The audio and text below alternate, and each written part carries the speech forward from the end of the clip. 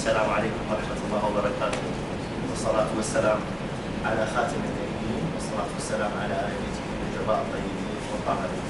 نرحب بالسادة الحضور وعلى رأسهم الأستاذ الدكتور تامر أحمد حمدان عميد كلية الطب، والأستاذ الضيف الدكتور سباستيان جيزر، والأساتذة والأستاذات في كلية الطب والزملاء الأطباء والسادة الحضور. We will start our scientific program in Basrah Spinal with the first session. But please, we have to note that there is a limited time for each talk. And please, for the audience, keep your phone on the silent mode. Our first talk will be... First speaker will be Dr. Sebastian Gitter to tell us about the recent advances in spinal surgery.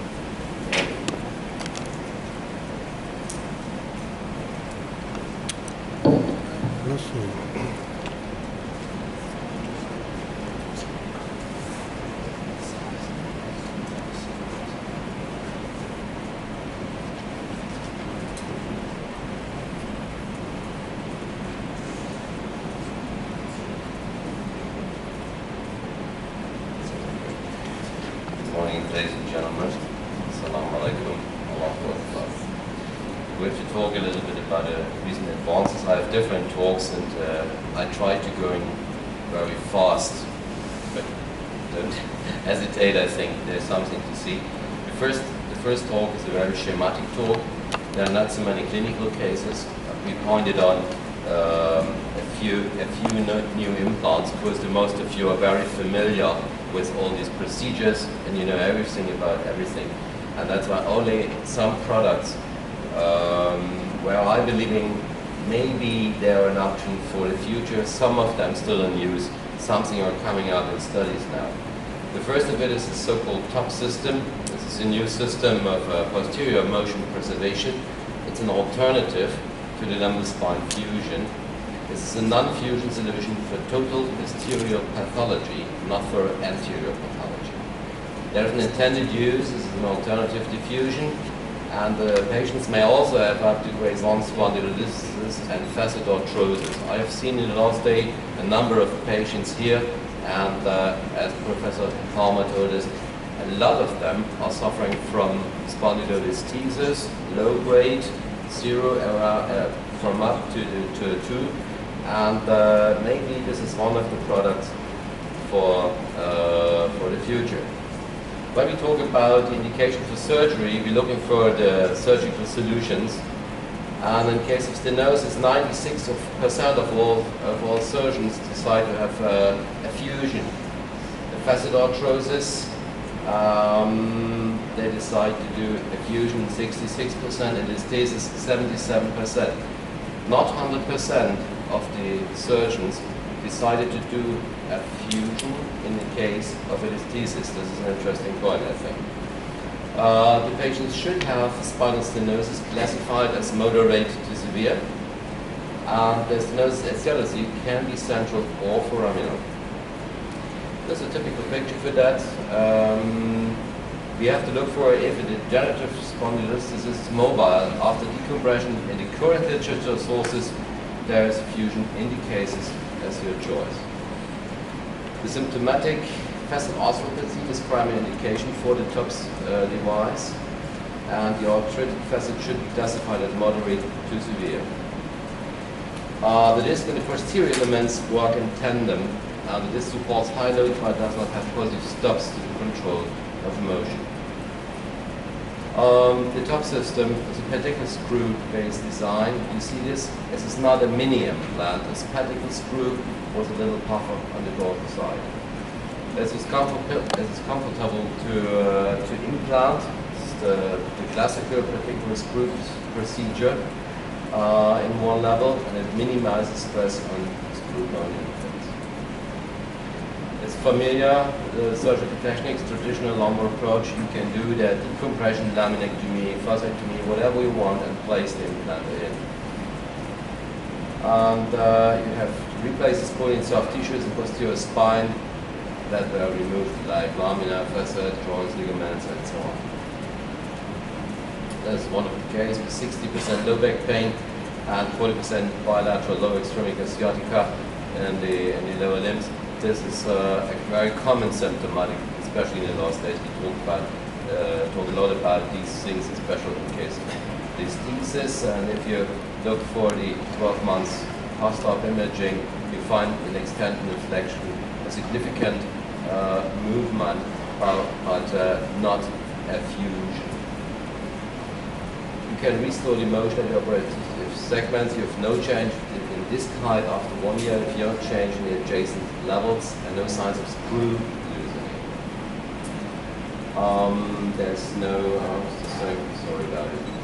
Okay, then there's another thing is coming up with good results. We are starting in a moment in this with this system in Germany by company Nuvasive for dorsal interspinal fusion. It makes you able to do decompression and fusion in a very short time. The last case we did, it takes us for one level 25 minutes. This is a very quick procedure for dorsal interspinal fusion procedure, and this is definitely less invasive because you don't to remove the whole lamina. You explore the spinal midline, you do the interspinal decompression, and you do your destruction measurements. Then you could put in a trial implant, as you can see on the right hand side, and put in the peak polyether ketone spacer in the interspinous area. You preparate the stenosis, you can adjust the clamp, and you see these clamps are still fixed. This is much better and much more effective than other interspinous spacers, because one of the problems with the most spacers is that they are very movable. They're not still fixed, and these clamps are really fixed. There's a complete fused segment after that. You do it by a clamp, but this is the final status. As you can see here, it's the final construction, AP and lateral, and this is still fused. And the results I've seen in the moment, they are very good. Another system is coming from the Pina company. It's a little company in Switzerland. Sorry about it. From Arca Medica, this is the same where it's coming from. It's also a little company, and they will start with the interspinous U or Coflex. They developed this product before they were copied by other guys. This is their newest development. This is the Synchro T-lift cage. This is a very comfortable thing. This is a cliff cage, but the interesting thing is here you can angle it. That means it is only needful to do a one-side approach.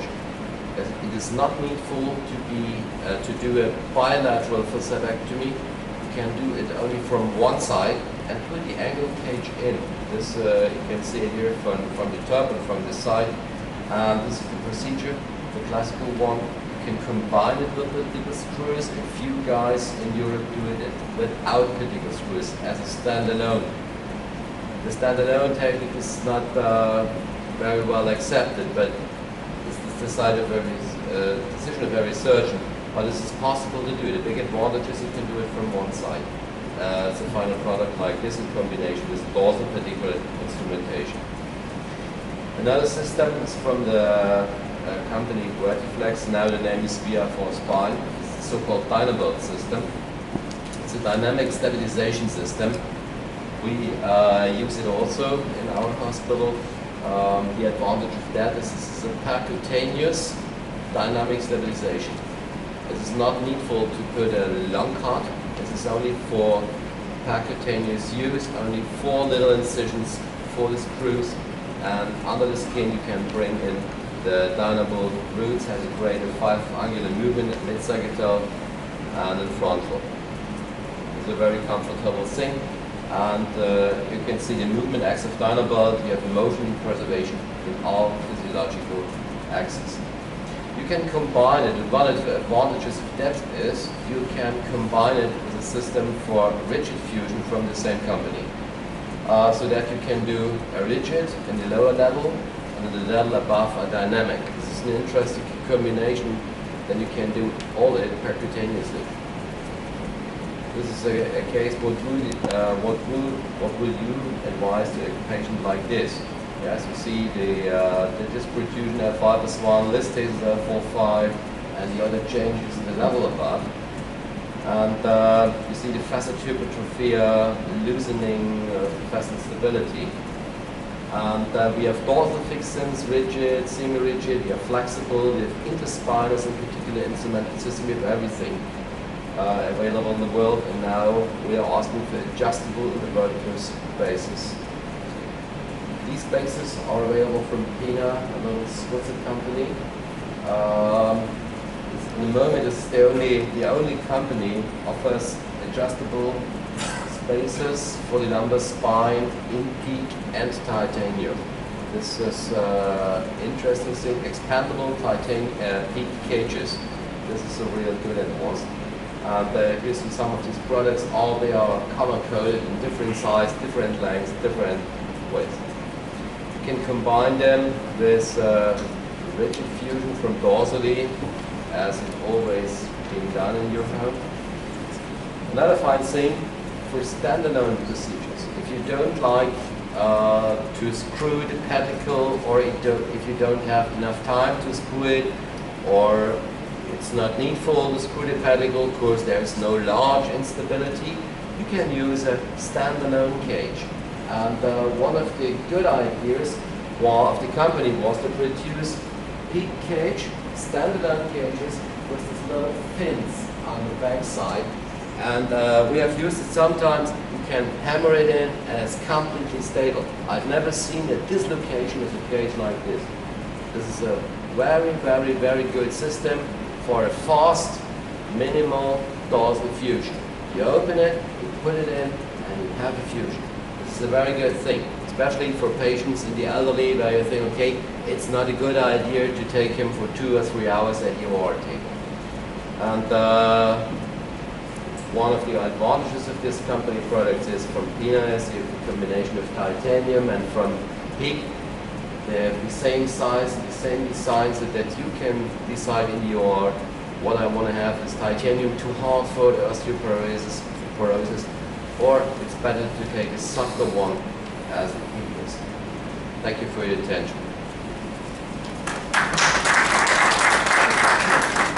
Thank you very much, Dr. Sebastian, for his comprehensive and precise talk. The second talk, also by Dr. Sebastian, about the minimal invasive implant, but now in spine and cervical spine surgery.